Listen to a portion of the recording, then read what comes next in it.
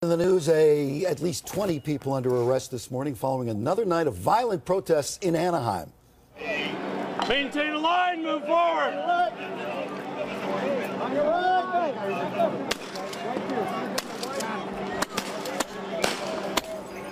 Police officers in riot gear firing non-lethal rounds last night to break up mobs of bottle-throwing demonstrators, the violence erupting as the Anaheim City Council met to look into two deadly officer-involved shootings over the weekend. Several businesses near Anaheim City Hall were trashed overnight.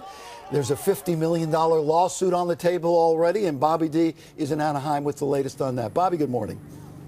Good morning, Steve. And the cleanup is underway this morning. We've been showing you some of the businesses that were damaged, including that Starbucks this morning. We showed you some of the chairs and tables were thrown right through the windows. Here's another store right here that we're told the actual store owner was assaulted here, punched by one of the protesters. He quickly closed shop, and then you can see some of the windows were smashed. We're told some stuff was also taken from inside. Some jeans were cleared from the shelves. As you said, 24 people arrested in this violence, and police still working to identify those that were arrested. They say that many of them likely do not even live in Anaheim, but rather they're outside agitators, and 4 people hurt, including an officer who injured his arm. Now, this began about 5 o'clock in the afternoon yesterday, a planned protest. It was a packed city council chambers, and protesters were not allowed inside because of a fire code. Take a look at what happened. Move back! Move back!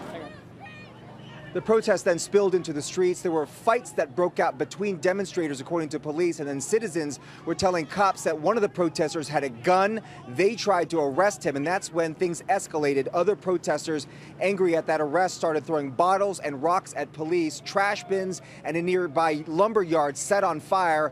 A Molotov cocktail thrown at one officer, according to police. People were spotted filling empty jugs with gasoline. A gas station had to be shut down, and businesses vandalized, spray painted, windows were smashed. Officers responded by firing beanbags and pepper balls at some of those protesters. Take a listen.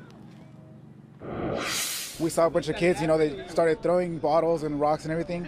So we saw, all you could hear was just the whizzing of the balls, and you see this kid just fall down. He's like 13.